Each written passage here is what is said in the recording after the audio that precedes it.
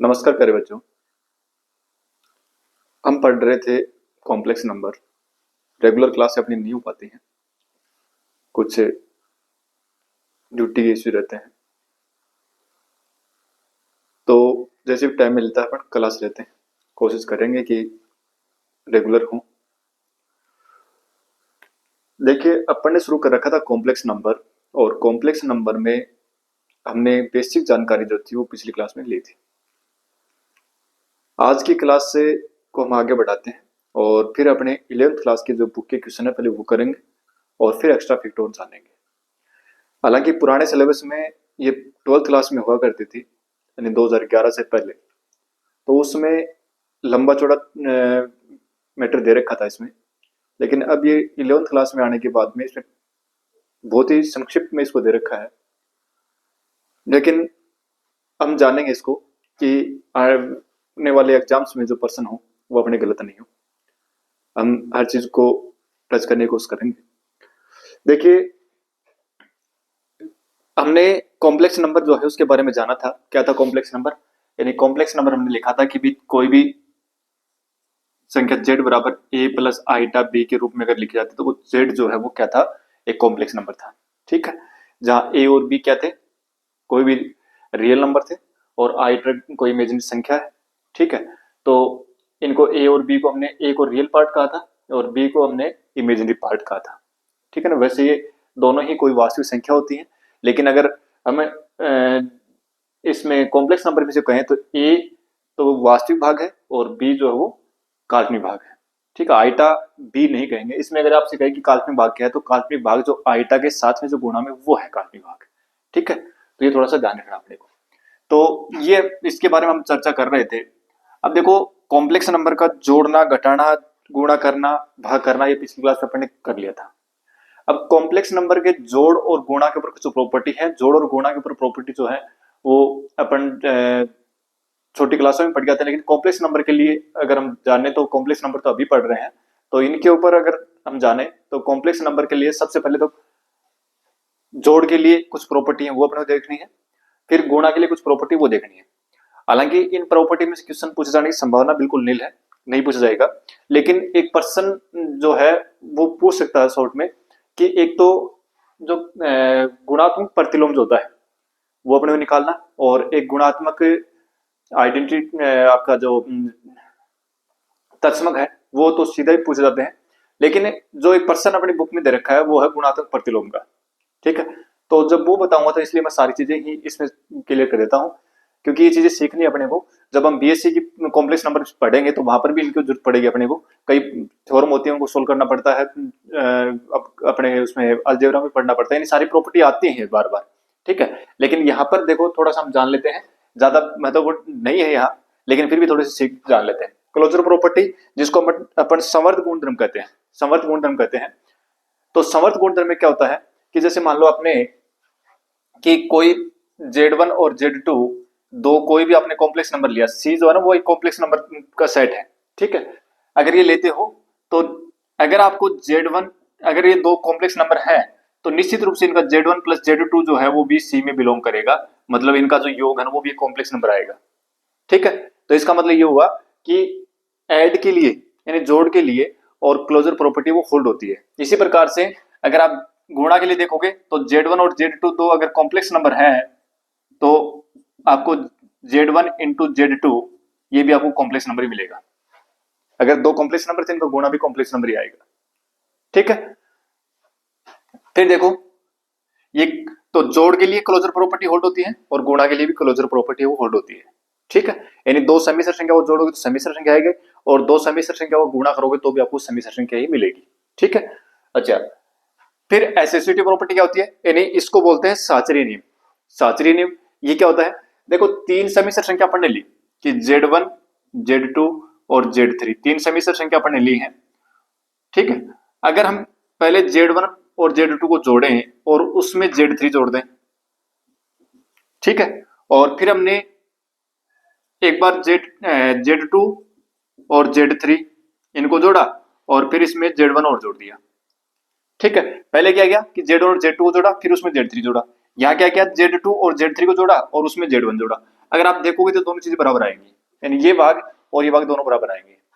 ठीक है, मतलब Z1 में Z2 जोड़ो और फिर Z3 इसमें जोड़ दो, ये पहले इन दो का योग फिर इसमें तीसरा जोड़ो, या पहले लास्ट वाले दो का योग पहले वाला जोड़ दो, तो ये दोनों चीजें जो है ना बराबर आएंगी।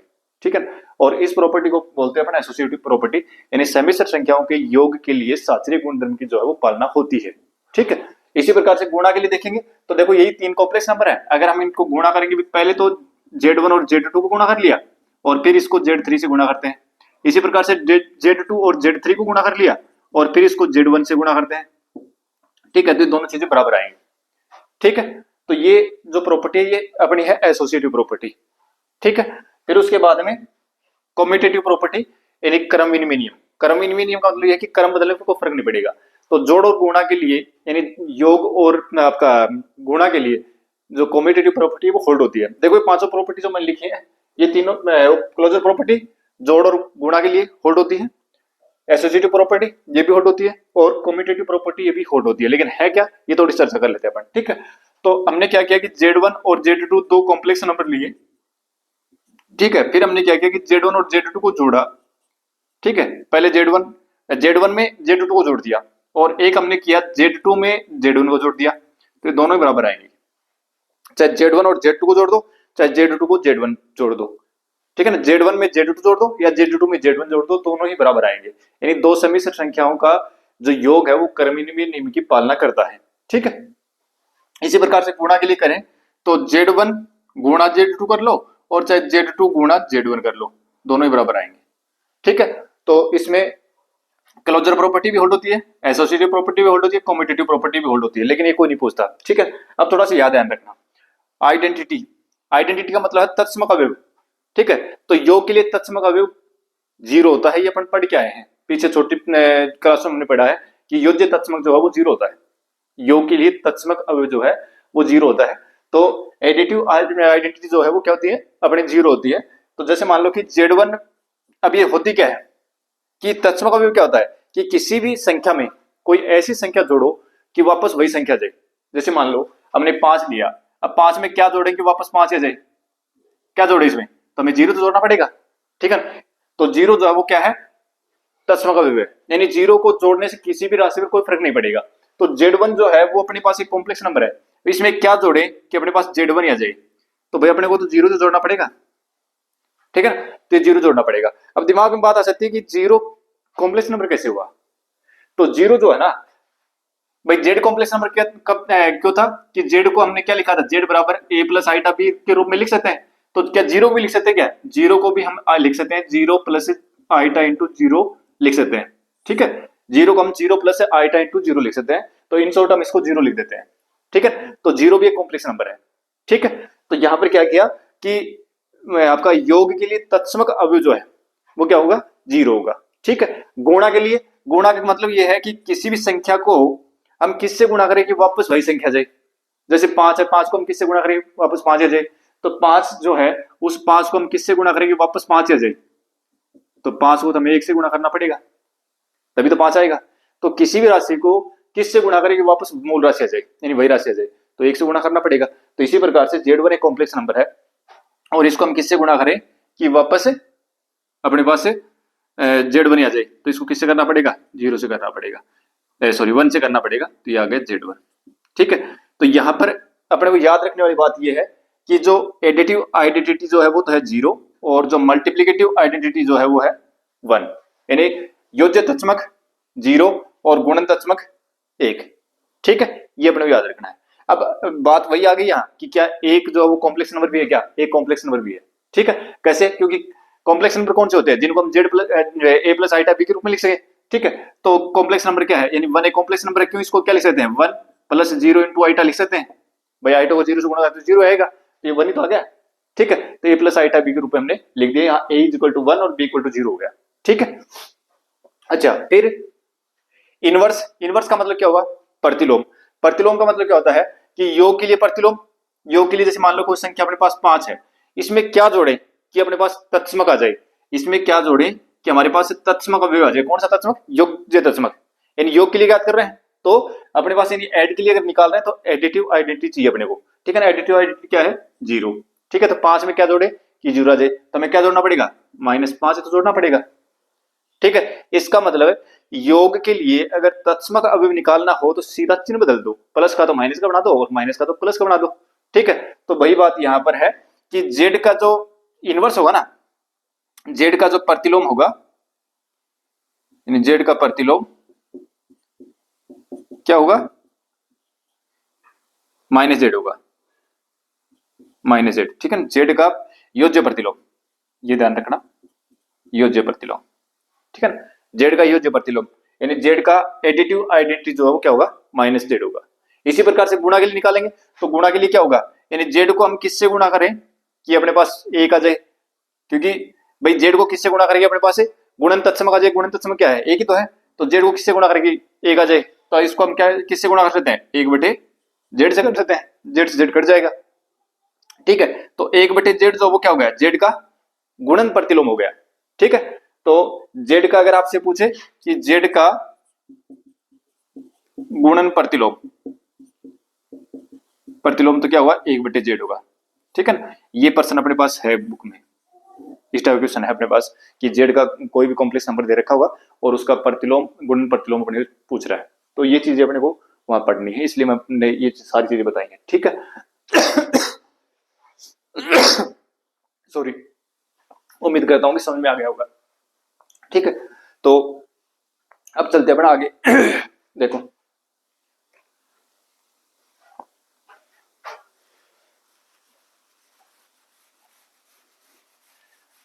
अब अगला जो टॉपिक है वो अपना है संयुग्मी।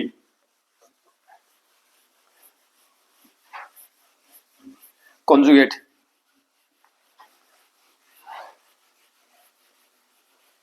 ठीक है, अगला अपना टॉपिक है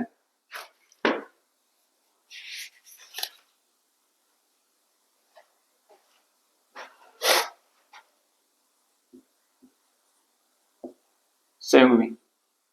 ठीक है, कॉन्जुगेट। देखो जैसे मान लो कि अपने पास से जेड को एक कॉम्प्लेक्स नंबर है जिसको अपने a प्लस आइटा बी के रूप में लिख रहे हैं। ठीक है ना, जेड को एक कॉम्प्लेक्स नंबर है।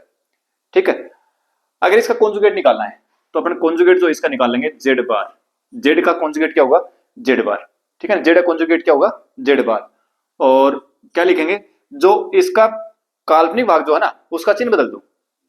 ठीक है ना, जब भी आपको कॉन्जुगेट निकालना हो तो कोई भी समिश्र संख्या अगर का कॉन्जुगेट निकालना है तो उस संख्या का जो कॉम्प्लेक्स जो आपका इमेजिनरी पार्ट जो है उसका चिन्ह बदल दो। ठीक है, तो यहां पर है जेड बार क्या हो जाएगा, ए माइनस आइटा बी। भाई इसका काल्पनिक भाग ही तो है, आइटा बी तो है, बी काल्पनिक भाग तो बी है। ठीक है ना, तो बी का चिन्ह बदलोगे तो क्या हो जाएगा, यानी बी प्लस का तो है, तो ये चीज अगर चिन्ह बदलेगा तो माइनस का हो जाएगा, तो इसको ये तो लिखेंगे अपन। ठीक है, ये यूं कह दो कि जो आइटा वाला पद है ना उसका चिन्ह बदल दो बस। जब भी आपको कॉन्जुगेट निकालना हो तो जेड का अगर कॉन्जुगेट निकालना है तो जेड उसको जेड बार से डिनोट करेंगे, और क्या होगा, जेड बराबर ए प्लस आइटा बी है तो जेड बार जो होगा ए माइनस आइटा बी। अगर आपको ये दे रखा है कि जेड बराबर ए माइनस आइटा बी दे रखा है तो जेड बराबर जेड बार बराबर क्या हो जाएगा, ए प्लस आइटा बी हो जाएगा। ठीक है, तो ये कॉन्जुगेट है। अब इनके ऊपर कुछ प्रॉपर्टी है वो अपने को देख लेनी है। तो देखो अगर आप जेड प्लस जेड बार करोगे, जेड प्लस जेड बार करोगे, देखो ये जेड रहा और ये जेड बार रहा, इनको दोनों को जोड़ेंगे तो जो काल्पनिक भाग है कट जाएंगे तो क्या जाएगा, 2a आएगा। ठीक है, इसको हम क्या लिख देंगे, 2 गुणा real part of Z, real part of z. ठीक है, कि समिश्र संख्या और उसके संयोग को जोड़ेंगे तो क्या आएगा, 2 गुणा रियल पार्ट ऑफ जेड आएगा। अगर इनको घटाएं यानी जेड माइनस जेड बार करें, जेड माइनस जेड बार करें तो क्या आएगा, ये माइनस का हो जाएगा और ये प्लस का हो जाएगा, ये तो कट जाएंगे दोनों, तो ये क्या जाएगा, 2 आइटा बी। ठीक है, तो इसको क्या लिखेंगे अपन, 2 आइटा और बी क्या चीज है, imaginary part of z, imaginary part of z. ठीक है, 2 iota imaginary part of z. ध्यान रखना इसमें थोड़ा सा लिखने का तरीका यही है, अगर कहीं इसको यूं मत कर देना कि जेड माइनस जेड बराबर जेड बार बराबर 2 गुणा इमेजिनरी पार्ट ऑफ जेड, ये मत कर देना, साथ में आइटा आएगा। ठीक है, तो ये ध्यान रखना थोड़ा सा, तो क्योंकि इमेजिनरी पार्ट कौन है, इमेजिनरी पार्ट तो बी है, तो आइटा को नहीं छोड़ना अपने को। ठीक है, तो ये थोड़ा सा याद रखना है। तो कुछ एक प्रॉपर्टी दी हो गई। ठीक है, कि कोई भी संख्या और उसके संयुग्म को अगर जोड़ेंगे तो क्या जाएगा, 2 गुना रियल पार्ट आएगा, रियल पार्ट ऑफ जेड आएगा। और अगर दोनों घटाएंगे तो 2 गुना imaginary part of 2 iota imaginary part of z आएगा। ठीक है, फिर ये 2 हो गए। तीसरा इसका गुणधर्म जो वो क्या हो जाएगा, कोई भी अगर अपने पास संख्या है और उसका हम कॉन्जुगेट निकालें और फिर वापस इसका कॉन्जुगेट निकाल दे तो जेड ही आएगा, यानी मूल राशि जाएगी। भाई सीधी सी बात है, जेड ये है, जेड बार ये है, तो जेड इसका बार करोगे तो वापस नहीं बदल दोगे बीच वाला। ठीक है, तो वही मूल राशि आ जाएगी। ठीक है, तो ये प्रॉपर्टी है। फिर अगर अपने पास ये हो चौथी लिख लो, Z1 प्लस Z2, इनके ऊपर बार है, दोनों के ऊपर योग के ऊपर बार है, तो हम दोनों क्या लगा देंगे, अलग अलग लगा सकते हैं। Z2 बार 5 अगर माइनस में है, Z1 माइनस Z2 के ऊपर बार है, तो हम क्या लिख देंगे, Z1 बार माइनस Z2 बार। ठीक है, और फिर अपने पास छठा लिख दो कि Z1 बटे Z2, इनके ऊपर बार है ना, पूरे पर तो अलग अलग बार लगा दो, Z1 बार बटे Z2 बार। ठीक है, और सातवां एक Z1 और Z2, Z इंटू जेड बार, Z इंटू जेड बार। ठीक है, Z इंटू जेड बार मतलब संख्या और उसका मतलब समिश्र संख्या और उसका संयुग्मी, इन दोनों का जो गुण आएगा वो क्या आएगा, देखो इनको गुणा करके देखो तो क्या रहा है, a plus b, a minus b, तो a square minus b square आएगा क्या, ये तो आएगा। और a square plus iota into iota square क्या होगा, -1, तो -1 और इंटू माइनस तो प्लस का 1 हो जाएगा, बी स्क्वायर। तो ये क्या आ जाएगा, यानी कि जेड इंटू जेड बराबर क्या हो जाएगा, इसको हम लिखेंगे, ए कौन है, ए क्या है, रियल पार्ट, यानी रियल पार्ट ऑफ जेड का स्क्वायर, और प्लस बी कौन है, इमेजिनरी पार्ट ऑफ जेड का स्क्वायर। ठीक है, तो ये कुछ प्रॉपर्टी है, ये अपने को याद रखनी है। ठीक है, उम्मीद करता हूं कि ये चीजें समझ में आ गई होगी। हाँ, एक यहाँ अगर ये लिखना चाहो तो ये भी लिख सकते हो कि Z1 इंटू Z2 दोनों के ऊपर गुणा में बार है ना, तो अलग अलग बार लगा सकते हैं अपने। ठीक है, Z1 डॉट Z2 के ऊपर बार है तो दोनों के ऊपर अलग अलग बार लगा सकते हैं। तो ये अपने को याद रखनी है, कॉन्जुगेट की बात ही हो गई अपनी। ठीक है, फिर अगला जो टॉपिक है वो अपना समिश्र संख्याओं का मापांक। तो मापांक जो है ना वो अपने अभी इसमें नहीं पढ़ेंगे, पहले अपने से क्वेश्चन करेंगे, क्योंकि इसमें देखो बुक में एग्जाम्पल दे रखे हैं, क्वेश्चन जो दे रखे हैं ना वो उसके मॉडल्स के ऊपर कम दे रखे हैं। तो मॉडल्स यानी सॉरी मापांक जो है वो अपन मॉडल्स यानी मापांक वो पढ़ेंगे, तो वो अपन अलग से उससे, क्योंकि इसमें काफी कुछ प्रॉपर्टी है, वो अपन एक क्लास में एक साथ पढ़ेंगे, उसको अगली क्लास ले लेंगे। तो अभी अपन करते हैं कुछ क्वेश्चन, और क्वेश्चन ये है कि अपने 5 जो 11th क्लास की जो बुक है उसमें एक्सरसाइज 5.1 जो है उसमें है, और उसमें बहुत ही सिंपल क्वेश्चन दे रखे हैं। पहला क्वेश्चन तो ये दे रखा है कि आपको 1 से लेकर 10 तक के पर्सन है और उनमें जो संख्या दे रखी है उनको a प्लस आइटा बी के रूप में लिखना है। कुछ संख्या दे रखी है 1 से लेकर 10 तक पर्सनों में, और उनको आपको क्या लिखना है, a प्लस आइटा बी के रूप में लिखना है। जैसे पहला क्वेश्चन दे रखा है, बहुत ही सिंपल है। ठीक है ना, हमने तो बहुत कुछ सीख लिया, अब इन क्वेश्चनों को करने में कोई दिक्कत आएगी नहीं। ठीक है, ये है, और करा कि इसको आप a प्लस आइटा बी के रूप में लिखो, कर दो इनको गुणा, जैसे गुणा करते हैं वैसे गुणा कर दो, 5 से 5 कैंसिल हो गया, तो एक तो आएगा माइनस, एक आएगा 3, और आइटा को आइटा से गुणा करो तो आइटा स्क्वायर आएगा, -3 और आइटा स्क्वायर का मान होता है -1, माइनस माइनस गुणा के +1 यानी 3 आ गया। ठीक है, अब 3 जो है उसको हम इस रूप में लिखेंगे, तो यहाँ कोण नहीं है यानी आइटा वाला भाग नहीं है, तो अपन क्या लिखेंगे इसको, यानी 3 प्लस आइटा इंटू 0 लिख देंगे। ठीक है, तो ये a प्लस यानी a की जगह तो हो गया 3 और b की जगह कौन हो गया 0, तो a प्लस आइटा b के रूप में हो गया। ठीक है, इस तरीके से इस करना है। जैसे दे रखा है सेकंड क्वेश्चन कि आइटा की पावर 9 प्लस आइटा की पावर 19। ठीक है, तो देखो कैसे करेंगे, क्या बताया था, देखो आइटा की घात जितनी बड़ी हो 4 का भाग दो और शेष अब लिखो, तो 9 में 4 का भाग देंगे तो कितना आएगा, शेष कितना आएगा, 4 दूंगे 8, एक शेष बचेगा, तो यानी आइटा की घात 9 को तो हम लिख सकते हैं आइटा। फिर आइटा की घात 19 को क्या लिखोगे, 4 का भाग देंगे 4 तो 16, 3 शेष बचेंगे, तो आइटा की घात 19 को अपन क्या लिख देंगे, आइटा की घात 3। ठीक है, आइटा प्लस आइटा की घात 3 यानी आइटा स्क्वायर इंटू आइटा, और आइटा स्क्वायर का मान कितना होता है, -1 होता है। इंटू आईटा, यानी आईटा और माइनस आईटा बराबर क्या आ गया, 0 आ गए। तो ठीक है ना, 0 आ गए तो इसको क्या लिखेंगे अपन, 0 प्लस आईटा 0, क्योंकि हमें तो a प्लस आईटा b के रूप में लिखना ना, तो a की जगह 0 और b की जगह भी 0। ठीक है, तो ये सारे पर्सन आराम से हो जाएंगे इसमें, है ना। एक क्वेश्चन देखो, अपन करते हैं 6 क्वेश्चन, सारे क्वेश्चन सिंपल है एकदम से। 6वां क्वेश्चन है वो करते हैं। इसमें क्या दे रखा है अपने को, 1 माइनस आईटा और फिर माइनस 1 प्लस आईटा इंटू 6, ये दे रखा है। ठीक है, कोई दिक्कत नहीं है, करो। 1 माइनस आईटा और माइनस, ब्रैकेट से पहले माइनस है, अंदर वाले सारे चिन्ह बदल जाएंगे, तो माइनस माइनस गुणा हो गया प्लस का 1 और माइनस का आईटा इंटू 6, यानी 6 आईटा। अब जो आईटा वाले पद है उनको ऐसे कर लो और बिना आईटा के पद है उनको ऐसे कर लो, तो एक एक दोनों प्लस के दोनों जुड़ गए, आईटा माइनस का है और ये 6 आईटा माइनस का है, दोनों के चिन्ह समान है, दोनों जुड़ जाएंगे, तो 6 तो ये रहा, एक ये रहा, तो 7 आईटा हो गए। ठीक है, देखो ये प्लस आईटा बी के रूप में आ गया भाई, यहाँ ए की जगह तो हो गया 2 और बी की जगह कौन हो गया, इसको हम लिख सकते हैं कि 2 माइनस आईटा इंटू 7, है ना, ये लिख दो, या यूं कर लो, ये कर दो प्लस और माइनस का 7 ऐसे लिख दो, तो a प्लस आईटा b के रूप में, तो a की जगह तो हो गया 3, a की जगह तो हो गया 2 और b की जगह हो गया -7, तो a प्लस आईटा b के रूप में इसको अपन ऐसे लिख सकते हैं। ठीक है, तो ये क्वेश्चन था। फिर उसके बाद में ये सॉरी 5th क्वेश्चन था अपना। 6th क्वेश्चन देखो, और हो जाएगा तो 6th क्वेश्चन भी ऐसा ही, कोई खास बात है नहीं। चलो 7th क्वेश्चन देखते हैं ना, 7th भी हो जाएगा। ये सिंपल पर्सन है, बिल्कुल छोटे छोटे पर्सन है। ठीक है, अपन देखते हैं, चलो 7 का पर्सन देख लेते हैं। 1/3 प्लस आईटा 7/3, फिर ब्रैकेट में बंद है, प्लस 4 प्लस आईटा 1/3, फिर ब्रैकेट और माइनस 4/3 और प्लस का आईटा।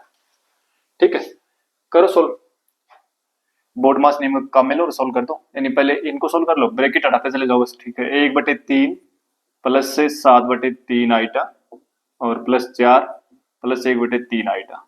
ठीक है, और माइनस, ब्रैकेट से पहले माइनस है तो माइनस प्लस हो जाएगा 4/3 और फिर माइनस आईटा। ठीक है, अब जो आईटा के पद उनको एक साथ ले लो, बिना आईटा के पद उनको एक साथ ले लो, तो 1/3 4 और 4/3, 1/3 प्लस 4 प्लस 4/3। ठीक है, और प्लस आईटा कॉमन लेके और ये 7/3 और प्लस का 1/3 और माइनस का 1, एलसीएम लोगे तो 3 एलसीएम आएगा, तो 1 प्लस 3 चौक 12 और प्लस से 4। ठीक है, और प्लस आईटा, यहाँ पर भी 3 एलसीएम आएगा, तो 7 प्लस 1 माइनस 3। ठीक है, और ये कितना हो गया 12 और 4 16, 17/3। ठीक है, और प्लस आईटा, ये कितना हो गया 7 और 3 1 8, 8 में से 3 घटाओगे तो 5 बचेंगे, तो 5/3। ठीक है, तो ये ए हो गया, ये प्लस आईटा बी, ए प्लस आईटा बी के रूप में है, ये पूछा था कि ए प्लस आईटा बी के रूप में लिखो इसको। ठीक है, तो ये लिख देंगे आराम से। अब देखो 1 माइनस आईटा की घात 4, 8वां क्वेश्चन जो है ना वो क्या है, 1 माइनस आईटा की घात 4, कोई दिक्कत नहीं है, करो सोल्व इसको। 1 माइनस आईटा की घात आईटा, 1 माइनस आईटा की घात 2 और फिर इसके ऊपर घात 2 और कर दें, क्योंकि घात के ऊपर घात हो तो घातें आपस में गुणा होती है। ठीक है, हालांकि 4 घात को सोल्व करना अपन सीखेंगे आगे द्विपद प्रमेय में, लेकिन अभी ऐसे कर लेते हैं। ठीक है, अब ये क्या हो गया, a माइनस बी का होल स्क्वायर हो गया, तो a स्क्वायर यानी 1 b स्क्वायर यानी आईटा स्क्वायर, फिर माइनस 2 a की जगह कर b की जगह आईटा। ठीक है, इसका स्क्वायर यानी a स्क्वायर 1 का स्क्वायर प्लस b स्क्वायर और फिर माइनस 2ab। ठीक है, 1 माइनस आईटा स्क्वायर का मान -1 होता है, माइनस का 2 आईटा और इसका स्क्वायर, ये कट गए। ठीक है ना, -2 आईटा, -2 आईटा का स्क्वायर करो तो माइनस का स्क्वायर प्लस 2 का स्क्वायर 4 और आईटा स्क्वायर, और आईटा स्क्वायर का मान कितना होता है -1, तो ये आ गया -4। आगे -4। अब -4 आ गया तो इसको तो क्या लिखेगा बेटा, यानी ये तो मान आ गया इसका -4। हम इसको लिखना क्या चाह रहे हैं, a प्लस आइटा बी के रूप में ना, तो a प्लस आइटा बी के रूप में मतलब इसमें आइटा वाला पद नहीं है, तो ये तो -4 हो गया। ठीक है, प्लस आइटा इंटू 0 कर लो। ठीक है भाई, a की जगह तो -4 हो गया और b की जगह हो गया 0। ठीक है, तो ये अपना 8वां प्रश्न था। 9वां प्रश्न भी बिल्कुल ऐसा ही है और 10वां प्रश्न भी बिल्कुल ऐसा ही है, सारे प्रश्न इसी प्रकार से हैं। ठीक है ना, 10 का प्रश्न और कर लेते हैं इसमें।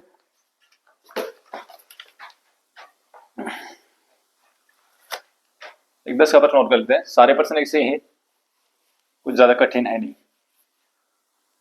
ये जितनी बातें अपने पढ़ी हैं अगर ये अपने को आ रही हैं तो फिर इनमें कुछ भी समझने वाली बात है ही नहीं, कोई सामान्य कैलकुलेशन है। -2 और -1/3 आइटा और इसकी होल घात 3 है। ठीक है, तो देखो यहाँ इस प्रश्न को दो तरीके से कर सकते हो आप। एक तो पहले माइनस कॉमन ले लो, ठीक है, और या फिर माइनस को साथ रख लो, कोई फर्क नहीं पड़ेगा इससे, है ना।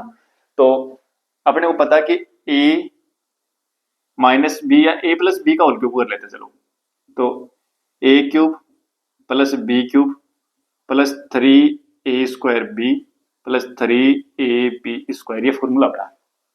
ठीक है, तो कैसे करेंगे फिर इसको, देखो